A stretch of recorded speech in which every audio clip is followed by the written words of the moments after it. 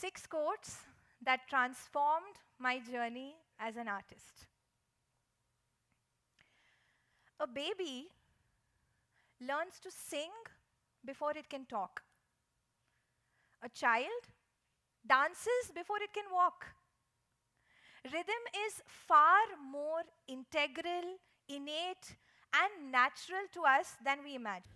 Multiple researches across the globe have shown how Spending a portion of your time in creative activities, especially in your growing years, improves your cognitive abilities as you grow up. I, of course, was one of the lucky people who was introduced to the wonderful world of Indian classical art at a very early age. One evening when I was barely 4 years old, walking back from preschool with my mother, down the lane of our home, I heard the sounds of the anklets, the ghungroos. Chan, chan, chan, chan. And I was so fascinated by it. I told my mom, can we go in and see what's happening? She took me in, and I saw the most beautiful sight that there could ever be. These tall, beautiful girls swirling and dancing and, moving to the rhythm. And I looked at my mom and I asked her, do you think I'll be able to ever do that? And my mom said, you can do whatever you want in the world if you really want to. So that was my journey at 4. And I was very lucky to have a great teacher. I molded myself in the space. But by the time I was 9, just 9, but 9, my whole view of the artistic world had changed. I was about this tall, but my head was bigger than this room. I really genuinely felt that I was too good to perform in front of people. I genuinely felt that people would not understand what I'm doing. They aren't worth it. Seriously, literally, like, Pooh from K3G? Yeah? Go tell them who I am. So it was a very odd space to be in. And I was the most reluctant artist growing up. And then when I entered my teens, I came across this fabulous book that changed my life forever, An Intimate Note to the Sincere Seeker by Gurudev Sri Sri Ravi Shankar Ji. In that he says, your talents are for others. This quote really changed the way I viewed being an artist. And it's so simple, right? See, if you're a good cook and you're all by yourself at home, you're not going to make a very elaborate meal, right? Just for yourself? No. But when you have somebody coming over, that's when your skill sets truly come out. You ask any singer, when do they enjoy the experience of singing the most? It's when they have an audience to immerse with them into that experience. So it is but obvious that this talent and the skill that we hone is actually a gift that needs to be shared. On my journey as an artist, this was truly freeing. It really helped me move out of the space of doership.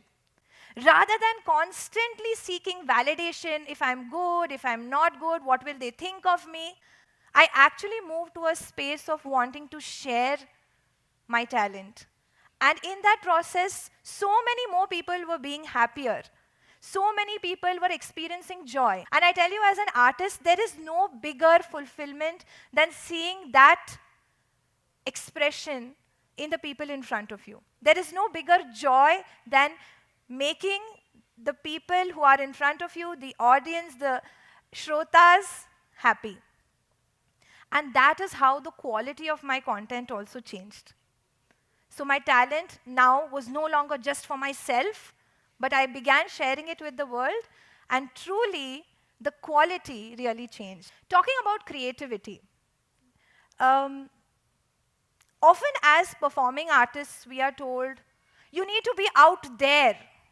You need to be seen, you need to be heard, you need to be continuously engaged to be relevant. You need to know what's happening, only then you will be creative. In my personal experience, my best ideas have not come when I was bombarded by thousands of thoughts. My best ideas have not come when there were multiple conversations happening. My best ideas have definitely not come when I was stuck in a storm of emotions. No. My biggest breakthroughs have happened when I have had a few moments of solitude, when I have had the opportunity to be silent with myself. And this is what this quote taught me. Silence is the mother of creativity. It's so interesting. We often feel that if you have to be dynamic, if you have to be an interesting person, if people have to look at you, you have to be absolutely buzzing from within. But actually, it's completely the opposite. Inner peace brings absolute dynamism. And this is what we experienced during the pandemic. I have my team with me here today. We used to meditate every single day during the pandemic. And one of the days, we were sitting together and discussing how the Indian classical arts is such a patronized segment. Mainstream media, mainstream corporate sponsors don't really support these art forms as much. And we kept thinking, what can we do to ensure that the next generation going forward takes this up with more pride and ease? You know, being a classical artist is very, very expensive. I don't know how many of you have pursued any Indian classical art, but it is a very expensive affair. You have your tuition fees, you have your class fees, you have your programs, and then you don't get paid as an artist when you grow up. So we thought, why not go to the root and have something that would really make a difference? And through that was born India's first ever completely virtual Indian classical performing arts competition, Jhankriti. This broke all the barriers of logistics. People didn't have to travel to participate in this. There was no registration fee. You won't believe every single corner of India participated just through uploading one video. You can see we had fantastic maestros on board. We had, Padma Vibhushan, Hariprasad Chaurasia ji, and so many others, luminaries of the Indian classical arts, who were there to support us and mentor these children through the journey. And how was all this possible? Not through noise, not through a lot of shouting, not through a loud conversations, but through silence. You know, when I was in college, that was the first time I was exposed to so many different art forms. So I'm a Bharatanatyam dancer. I have been lucky to have been training from the age of 4. But when I went into college, I really got to experience other dance forms, like Kathak. I saw a lot of salsa. I saw a lot of, hip hop. And I was really exposed to a lot of art forms. And that was when I started feeling, hey, do I lack something? Do I need to change the format of what I'm doing? Perhaps this is more popular. Perhaps this is more what will get me more validation. Perhaps this is something that I should try. And just when I was going to go down that road, I saw this beautiful quote by Gurudev, which says, deepen your roots and broaden your vision. I have had the opportunity to interact with more than 1 million artists across the globe. You know the reason why they find somebody like me authentic? It's because of the pride that I have in what I have learned and my roots. So that is one thing. If you want to be an authentic artist, you have spent hours in honing a certain talent to reach a certain proficiency level in that place. So one thing is, you must give that respect, hold that pride for the art form that you come from. Know more about it, and you will be amazed at the secrets revealed to you. But of course, the other issue that we face, as many classical artists face, is that we don't want to look outside our well. We don't want to see anything beyond what is ours. And that is where broadening your vision comes in. This was the driving force for us when we had a huge program, as Kshitij was mentioning, the Cosmic Rhythm in 2016. We had 4,600 artists from 32 countries, 48 dance forms, and you won't believe, not a single group rehearsal. This was possible because every single artist that came to this fore was so secure and was so deep rooted in their own art form that even without a group rehearsal, what happened, there was magic. I would recommend all of you go and watch it when you get a chance. See, there is no doubt that as artists, we put a lot of attention into physical strength. We really give emphasis to discipline. We give emphasis to having a routine. We give emphasis to doing our practice, our riyaz, our sadhana, our abhyasa, as we call it. For sure. This is relevant to every single person here in the room and watching this eventually online. Whenever you have to go on stage, whether there are 3 people, or 5 people, or 1,000 people, or 10,000 people watching you, there is a certain level of anxiousness.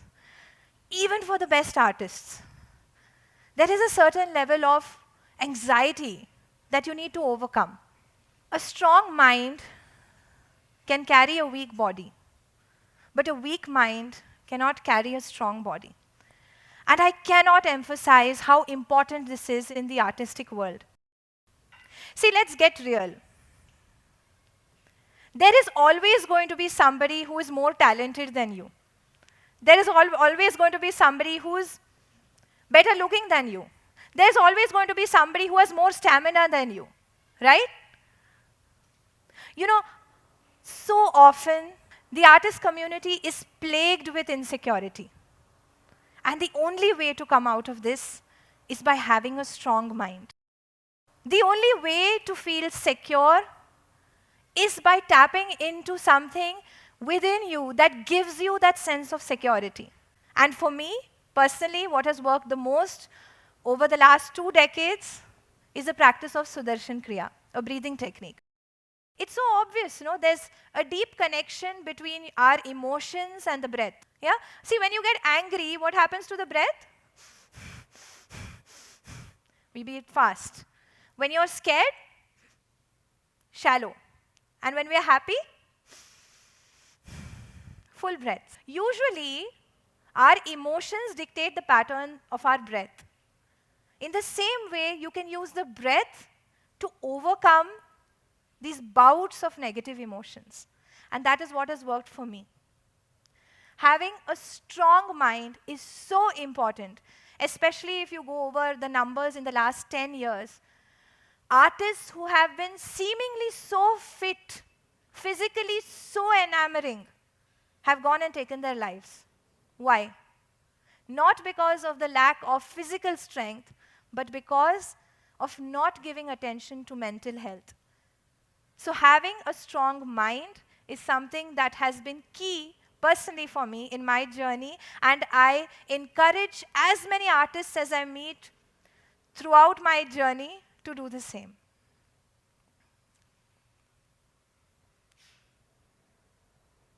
Who doesn't need to hear this?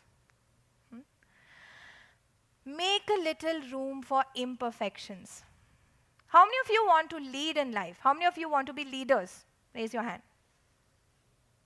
Okay. This is the most important thing to remember, especially as an artist and especially as a leader. What?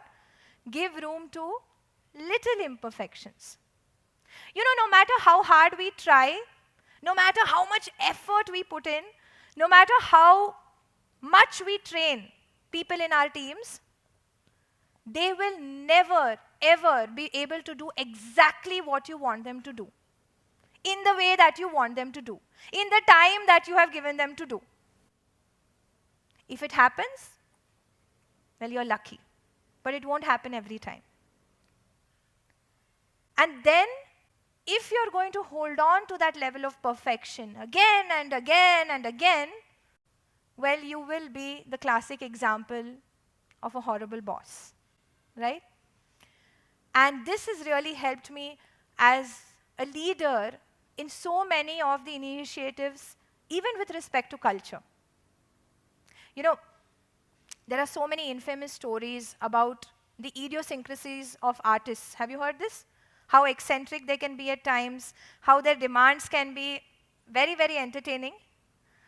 The only way to handle it is with a smile. And having this, giving a little bit of room for imperfection, makes you and your team far more efficient in the long run. And finally, diversity should be acknowledged, honored, and celebrated. Do you have a favorite fruit here? Yeah? Mango, okay, apple. Watermelon, orange. Avocado. I forgot I'm in Bengaluru. Okay, but let's go with the easiest, apple. Say your favorite fruit is apple. Imagine that there was no other fruit in the world except apple. 365 days of the year, no matter where you travel, what you did, all you could get was apple. Similarly with the weather. Many of us love the rains, right? So romantic. Imagine if it was raining 365 days of the year, no other weather, just the rains. Yeah. Imagine favorite vegetable, karela, I'm sure. So imagine just getting bitter gourd to eat every single meal. No way. Each of us cannot even tolerate a monotony in our palate for more than maybe 2 meals, right? Look at nature. Nature is continuously bedazzling us with variety. So diversity is not a point of conflict. Diversity is not a point of contention. What is diversity? Something to be celebrated. See, we usually rejoice similarities. You meet somebody and you say, you saw Jawan, I saw Jawan, too good, na yaar, too good. We usually rejoice similarities. But when you see that creation is offering you so much diversity and you learn to celebrate it, that is when you truly start living. And that has been the vision behind all the work that we've done in the field of art and culture. You know, celebrating different cultures from across the globe. And the good part about art is that art has no boundaries. And so, here we stand before you with 2.9 million artists in 191 countries, 12 Guinness records, and 4 huge world culture festivals. Just remember, the easiest way to feel young is to be like an artist. The easiest way to feel joyful is to be like an artist. You know why? Because an artist is always a student. And when you're a student, you're always learning. You're always enthusiastic, and you're always in the present. I hope you enjoy being an artist, going through all the stages of your life. Thank you so much.